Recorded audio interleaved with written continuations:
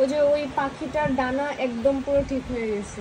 মাশাআল্লাহ, ভালো করে যে মালিক ডানা আল্লাহ। ভাঙছিল না, এক্সরে করছিলাম না, মানে বুঝাই যায় না যে ওর ডানাটা ভাঙছে।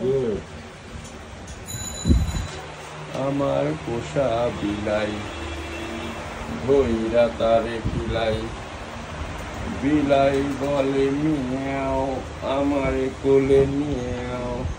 গতকাল বিকেলে আমি হচ্ছে গিয়ে মানে এসি 26-এ দিয়ে আমি ঘুমাই গেছিলাম। যখন সন্ধ্যাবেলা ঘুম থেকে উঠছি, ও মানে ওরা খাঁচার মধ্যে হঠাৎ করে অনেক শব্দ করে উঠছে, আমি জেগে গেছি। তারপরে দেখে যে ও হচ্ছে গিয়ে যেরকম মুখ হা করে করতেছে এরকম করে, ওই তারপর থেকে অবস্থা।